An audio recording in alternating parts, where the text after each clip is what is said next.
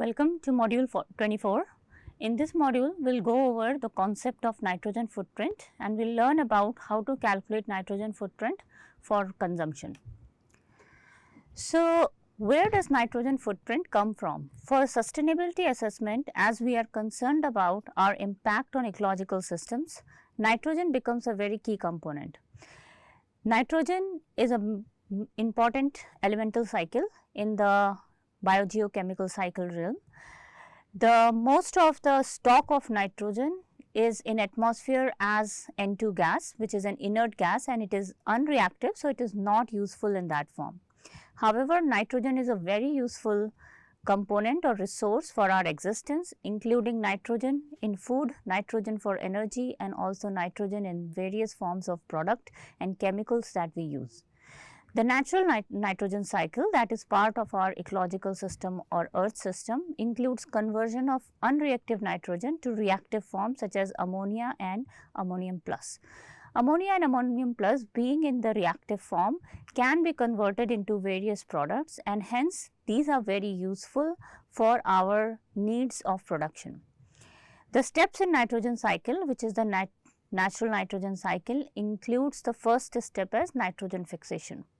What we call as nitrogen fixation is conversion of inert nitrogen to reactive form of nitrogen. So, which includes N2 gas conversion to ammonia, which can be by the biological process, which includes microbial activity. If you remember, there is also legume nitrogen fixation, and atmospheric lightning is also another process that converts the inert nitrogen into active or reactive form. The next important step in the natural nitrogen cycle is ammonification. What happens in ammonification is that we convert organic nitrogen, which may be present in the ecological system, to ammonium 4 plus, which is the form that is assimilated by plants and other organisms.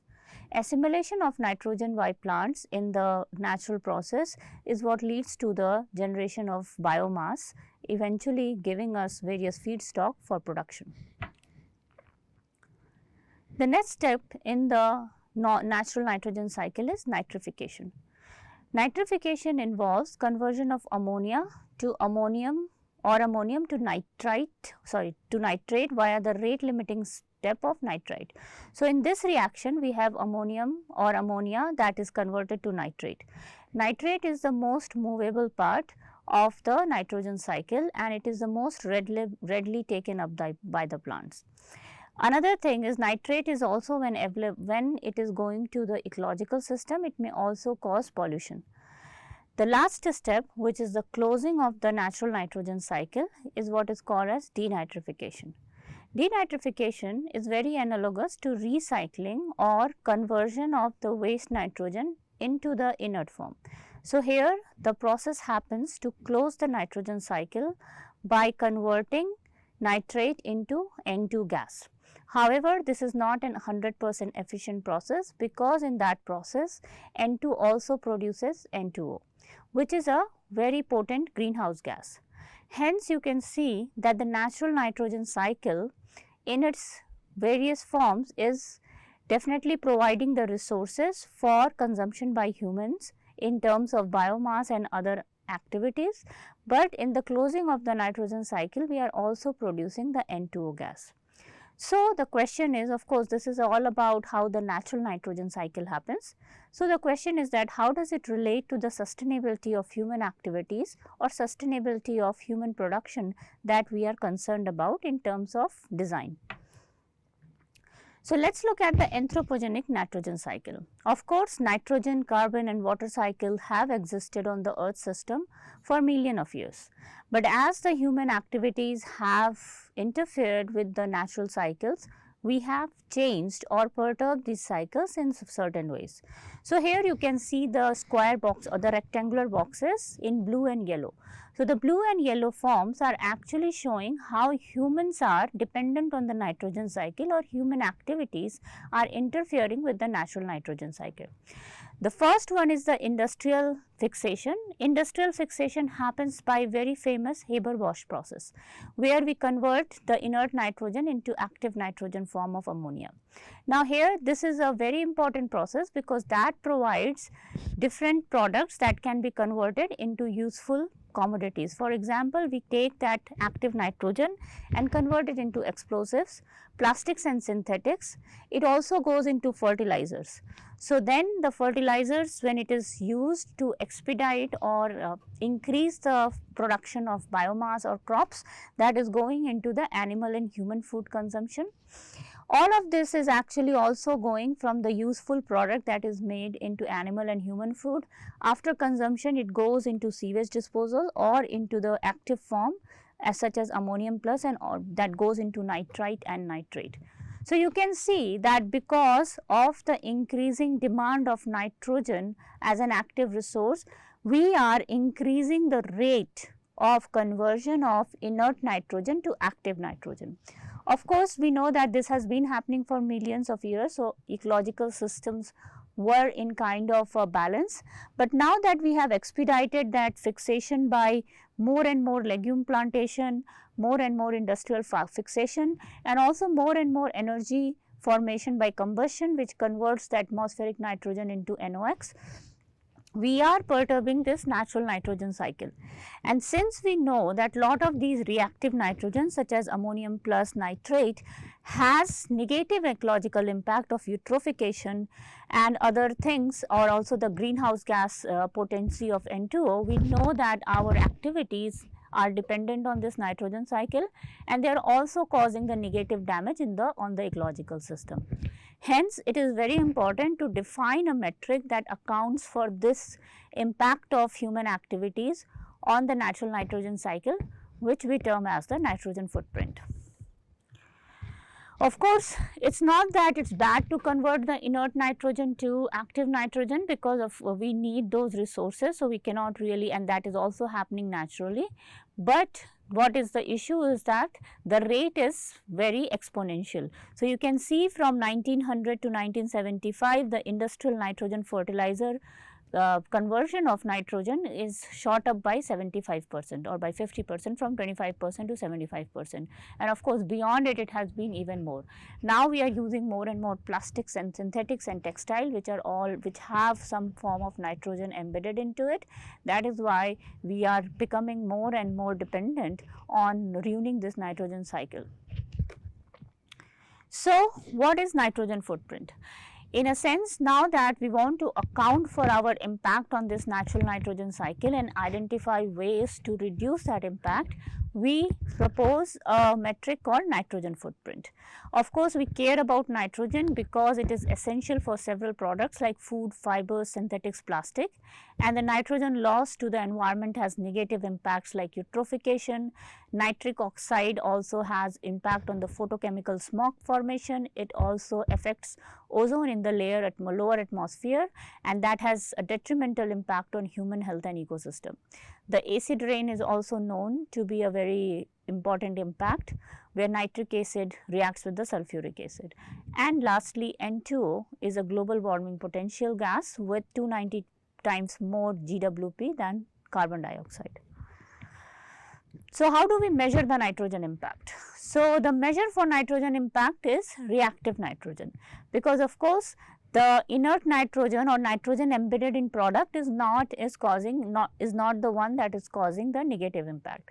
So, what we do is we account for the reactive nitrogen as ammonia and 2 amines are the resources, and the negative impact occurs due to the reactive nitrogen in various parts of ecosystems. So, how do we define nitrogen footprint?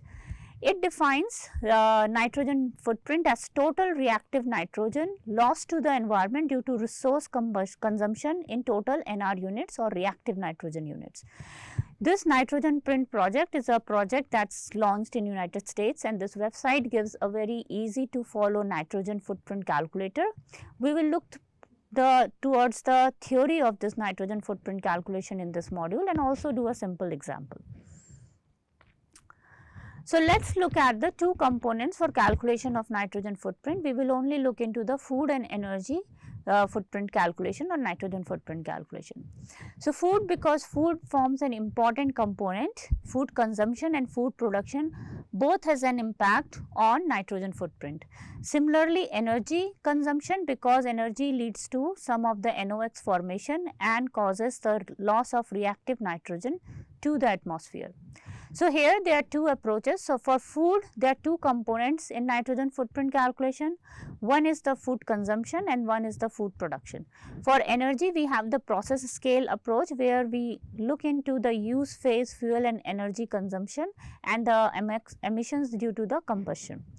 For the upstream scale, we can use the input output based approach to look at all the NOx emissions in all the sectors and then quantifying an emissions, nitrogen emissions intensity for that. So, let us look at the nitrogen footprint calculation for food consumption. In food consumption, all food consumed eventually ends up in environment as waste. So, it contributes equal amount of nitrogen footprint. So, assumption here is that whatever we are consuming eventually in some process form is wasted through the sewage, and therefore, whatever is the nitrogen content of the food, that is the estimated and the waste generated before consumption is subtracted. So, whatever you consume and we calculate the nitrogen content of that food, and that is considered as the reactive nitrogen that is lost to the environment because of that food being consumed. Anything that is before the waste is subtracted from that particular component. Food production. In food production we take more of a life cycle approach. So, it takes a process scale viewpoint in the sense that we want to understand what are all the steps in that food production and where are all the nitrogen or the reactive nitrogen losses happening in the system. So, for example, it captures the nitrogen footprint or nitrogen losses at each stage of production for all types of food considered and calculates a virtual nitrogen factor. So, remember we talked about virtual water. Virtual water was more about what is the amount of water that is required to support that production. Here virtual nitrogen is also something similar, that is considered the nitrogen that is required to support that production, but instead of being used, it is being lost to the environment, because the way nitrogen footprint is being defined is the reactive nitrogen lost to the environment.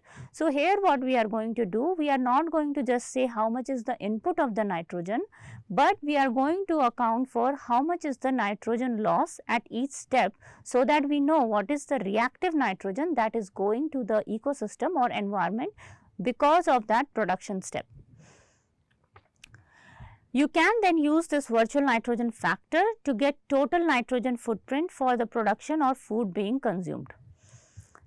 And it is called virtual nitrogen factor, since it is not the actual nitrogen content of the food being consumed, but supporting nitrogen to produce food. Again, when we are thinking about the supporting nitrogen, remember that it is not the input, but it is the nitrogen being lost to the environment in the reactive nitrogen form. So, here so to avoid confusion, remember we have talked about processing energy when we were talking about the thermodynamic metrics of efficiency and energy return of investment. We were talking about virtual water, where you are looking at how much is the water input. So, it is not the water loss, but the water input, and then you are calculating the increased virtual water at each step because the product fraction is changing. Here we are not talking about the consumed, but here we are talking about the nitrogen being lost, but still we consider that as the supporting nitrogen, because that is being, without that loss the production chain does not happen. So, here is a pictorial example, a pictorial representation that is taken from a published article by Alison Leach on the nitrogen footprint. So, you can see that the figure A on the top is showing the nitrogen flow in the corn production process, and we are starting with 100 units of new nitrogen. So, let us say we have 100 units of new nitrogen and we are applying to the crop nitrogen. because there is some efficiency of uptake of the nitrogen, we can see that 22 units of nitrogen is being lost and only 86 units of nitrogen is being assimilated in that product in that stage. Then when you go to the next stage, we have 65 units of nitrogen that is being lost and about 14 that is actually the crop processing waste, and that is the unit being lost. And you can keep going, and you will see that at each stage we have some nitrogen being lost at the stage. So, the virtual nitrogen can then be calculated as the total nitrogen lost per kg nitrogen of output, which is our 42 units of output. Similarly, in the beef production process, you can see that here we have 100 units of nitrogen that is being applied, but in the next stage we are wasting about 24 units, and similarly at each stage there is certain efficiency of utilization.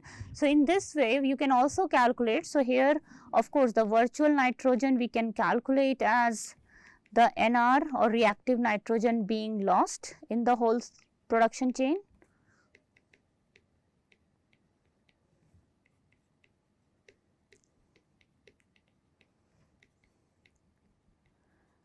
And of course, you will calculate it as per kg nitrogen output of the product. Okay. And for this one, you can also calculate something that we call as nitrogen use efficiency, which will be the total output of the product or nitrogen in the product by total input of nitrogen. So, whatever the useful input of nitrogen that has been put up. So, these are some values for virtual nitrogen that has been calculated, and you can see for lot of animal products such as poultry and milk, we have a really high. So, this means that your amount of nitrogen lost to environment is 5.6 kg nitrogen per kg nitrogen in milk product. Okay. And you can see that your beef is really high and your other kind of like poultry and fish and seafood have lower nitrogen footprint. If you look into the vegetable products, lot of the supply chain or the production chain of vegetable production is very inefficient. Therefore, we have a very high virtual nitrogen factor for vegetables, which is 10.6, and then we have starchy roots, legumes and grains. So, you can see that all of that has a very low nitrogen footprint because we do not lose that much nitrogen in the whole production, but vegetables has a really high virtual nitrogen factor. So, now let us see how we calculate the nitrogen footprint for an individual consumption. So, here the equation is very straightforward. We have FP individual, which is the individual nitrogen footprint that we want to calculate. Let us say we want to calculate for an electricity use, it can also be for food consumption. We calculate the average per capita footprint for a country. So, we can know how much is the total lost in the country and what is the total population of the country. So, we can get an average per capita footprint, and then we can take the share of individual consumption of electricity in that particular country. So, for example, EU in individual is saying what is the individual electricity use. You can also say that it is the individual food consumption, and then that is divided by the average per capita electricity use in that country. So, this will give you what is the relative contribution of an individual over the average. So, for example, if this value is greater than 1, which means that the individual consumption is much higher, greater than 1 or higher above average in that particular country, and therefore, your nitrogen footprint for that individual related to electricity consumption will be higher than the average footprint consumption or average footprint of electricity use for that country. Similarly, if it is less than 1, which means that the individual is contributing lower to the average footprint or nitrogen footprint in that particular country. Of course, this equation we can use for any kind of footprint scaling, but here I am demonstrating it in terms of the nitrogen footprint. We can do this equation for each category. So, we can do it for food consumption, we can do it for energy consumption, we can also follow the same equation for let us say vegetable consumption. So, depending on each category, you will be able to calculate the average footprint of the country related to that particular product, and then you can calculate the share of the individual, or whether that individual contribution is higher or lower than the average contribution to that component. So, using this background equation, we can, when you are putting in data for individual consumption, we can get the footprint for that particular component. So, let us look at the components of food nitrogen footprint, and this is just the demonstration of the equation that we just saw. So, here if you look at the A component, it is average per capita nitrogen consumption footprint. So, remember that in food we are saying that whatever the nitrogen content of the food is, that is being lost to the environment is the nitrogen footprint of that food. So, here what we are doing is, let us say FAO proteins, which is the Food and Agricultural Organization of the United Nations, it is telling what is the protein supply data by food type. So, whatever the food type is, how much is the protein content, and then we multiply by the 16% nitrogen in protein. So, that is the nitrogen content. So, this first will give us how much is the nitrogen content in each type of food. Then we subtract the food waste. So, let us say not all the food that is being supplied is being consumed. So, it is being just lost and not being consumed. So, that amount of nitrogen we are subtracting. Whatever we get is the average per capita food consumption nitrogen footprint, because whatever the nitrogen content of the food is, what is our nitrogen footprint, because we assume that all the nitrogen that is contained in that food item is after consumption is being lost to the environment. Okay. Then we calculate the average per capita food production nitrogen footprint. This means that what is the nitrogen footprint that is associated by the production of that food. So, here what we do is that we have the average per capita food consumption. So, this is the amount that is being consumed, and we multiply it by the virtual nitrogen factor. So, your virtual nitrogen factor will tell, let us say we have this as kg nitrogen, then this will be kg nitrogen per kg nitrogen, and that will give us the total nitrogen that is lost in production of this much amount of food that is being consumed. So, that gives us the average per capita food production nitrogen footprint, and when you add these two components, what we are getting is the average per capita food nitrogen footprint. So, that is the food nitrogen footprint. So, let us say we are making grains, then we will calculate the nitrogen content of the grain, which will have the being consumed and lost to the environment, and we will also calculate the virtual nitrogen for the grain production, which is the food production support. So, that is giving us average per capita food nitrogen footprint. The next one is the individual's food consumption by food weight, and then average per capita food consumption by food weight. So, when you take that ratio, that will tell how much is the individual contribution into that, and when you multiply those terms, you will get the individual's food nitrogen footprint. So, that is the equation that we just saw, and this is how all the components of food consumption is actually included into calculation of nitrogen footprint. So, in summary, if you remember, whenever you have to calculate the nitrogen footprint of an individual for food consumption, we first calculate the average per capita food consumption nitrogen footprint, which is the amount of nitrogen that is contained in that food item, plus we calculate the average per capita food production nitrogen footprint, which is the total amount of that food multiplied by the virtual nitrogen factor. And remember that to calculate the virtual nitrogen factor, we have to take a life cycle cradle to gate approach, so that from beginning where we are putting in the fresh nitrogen to all the way to the final product of that component, we are calculating the nitrogen lost at each step. So, once you add those, you have the average per capita food nitrogen footprint from both consumption and production, and then we take the ratio by looking at what is the individual's contribution to the average per capita food consumption in that country.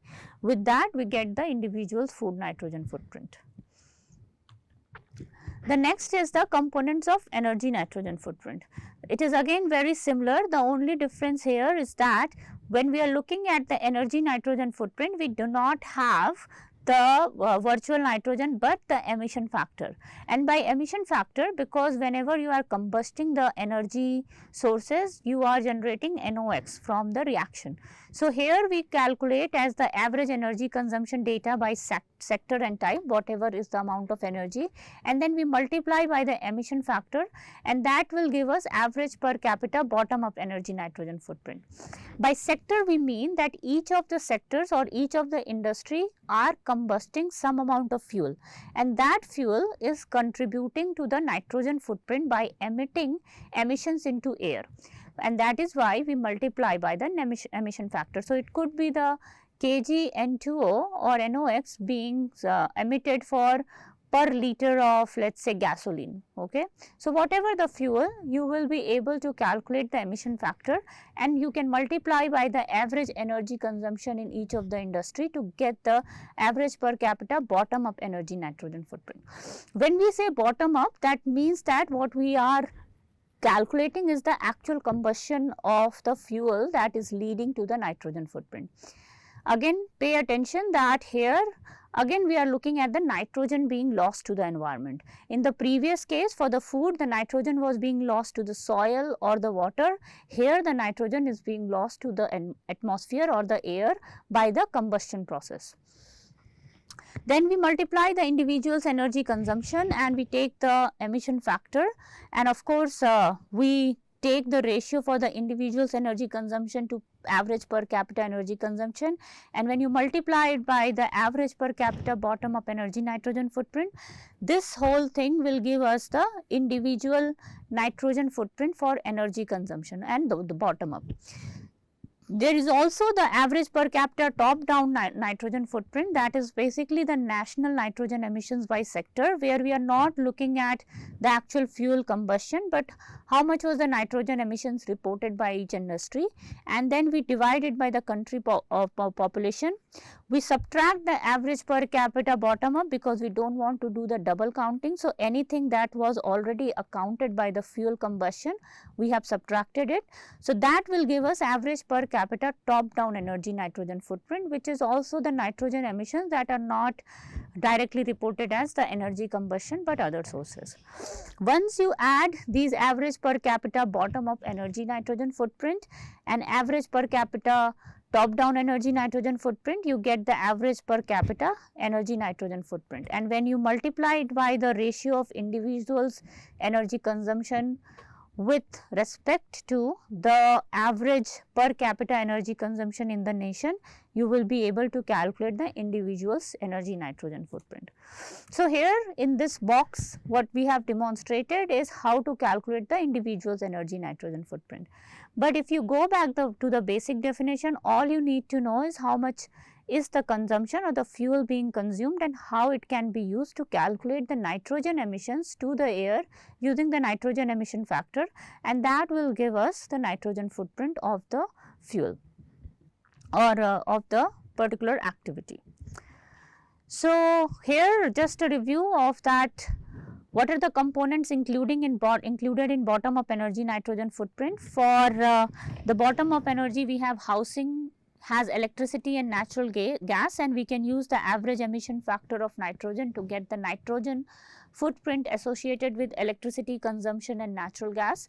For transportation, you can use either plane, personal car or public transit, and for each of that you can calculate the emission factor and multiply by the distance that is traveled to actually know the nitrogen footprint of that particular amount of travel. Similarly, if you are traveling in a personal car, you can know the average emission factor per miles travel or per kilometer travel and multiply by the kilometers that you are traveling to get the nitrogen footprint of your personal car travel. So in the energy footprint, we need to know the actual combustion factor or the emission factor and the consumption that we are doing of that particular energy source. So now what we will do is we will just look at an example and calculate the nitrogen footprint for these two consumption, and these both of those are actually the food products. There is also, in this example, we are giving the energy that is input to these food production, so that you can also calculate the nitrogen footprint associated with energy consumption to support this food production. So, I will show you the calculation for beef consumption, and then we can do an exercise to calculate for grains composition. Okay, let's look at the beef consumption. So, for beef consumption, we are given the consumption in terms of amount and also the nitrogen content of the food product. So, remember that for food nitrogen footprint, we need to account for the nitrogen footprint due to consumption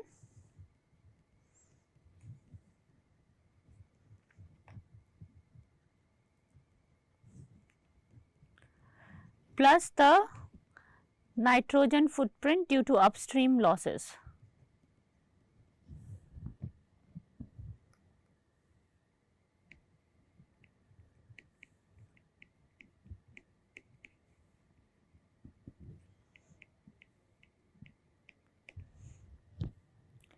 So, the nitrogen footprint due to consumption means that what is the nitrogen content of the food that we are consuming.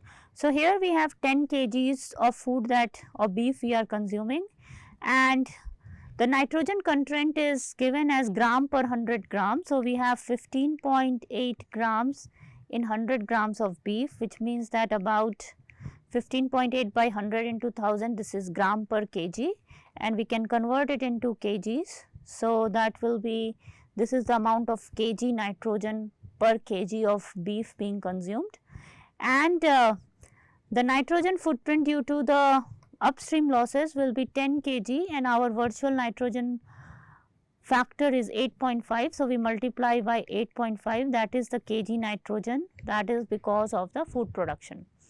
So, that is the food nitrogen footprint. In this case, we are also given the energy associated with production, and we have 1 kilowatt hour of electricity consumed for per kg. So, we can add the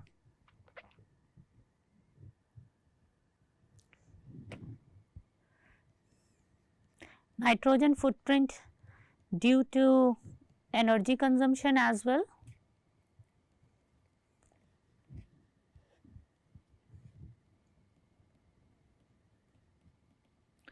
And that we can add as, we have 1 kilowatt hour per kg. So, we have 1 times 10 kilowatt hour of electricity, and the emission factor is given as 5.10 to the power 5 kg nitrogen. So, we have multiplied by 5 10 to the power minus 5 kg nitrogen per kilowatt hour. So, now we have all of them in the same unit. So, our total nitrogen here, or the food nitrogen footprint for this case, will be about 86.6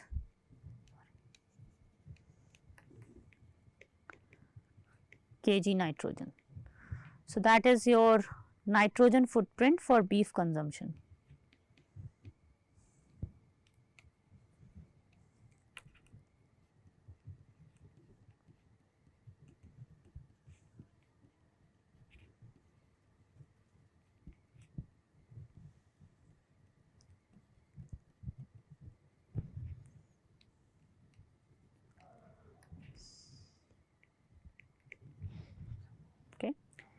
So, just to reiterate, when you are calculating the food nitrogen footprint, you want to include the nitrogen footprint due to consumption, which is the actual amount of nitrogen embedded in the product, nitrogen footprint due to upstream losses, which is to support the production.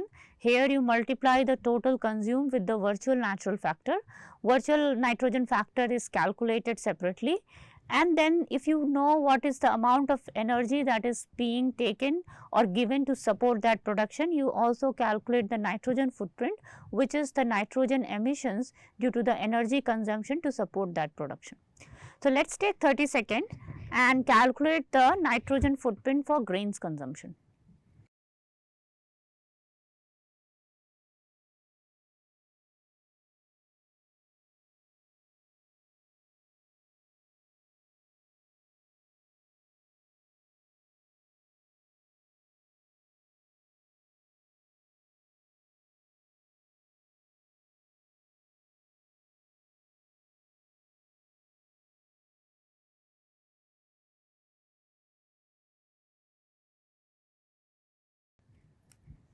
Alright, let us look at the grains consumption. So, for grains consumption again our nitrogen footprint will be the nitrogen content in product or nitrogen due to the consumption, which is assumed to be lost to the environment.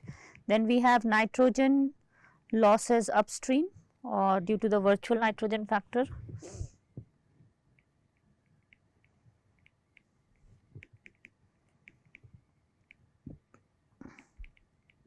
And then the nitrogen due to energy consumption.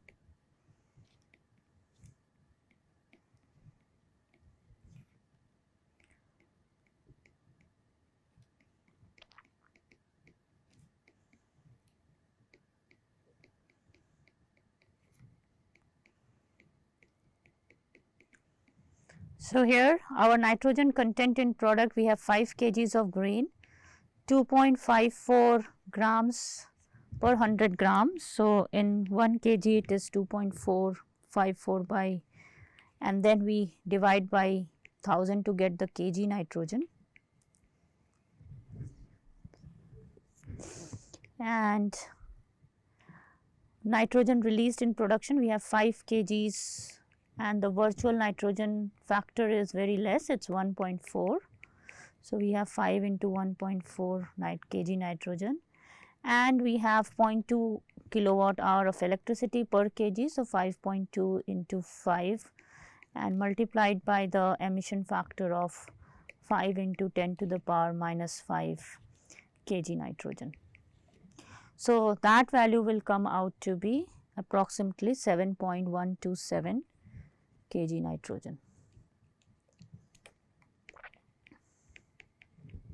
So, you can see that the nitrogen losses to the environment or the nitrogen footprint of grain consumption is only about 7.125 kg nitrogen, but the nitrogen consumption or nitrogen content for the beef was about 86 for 10 kgs.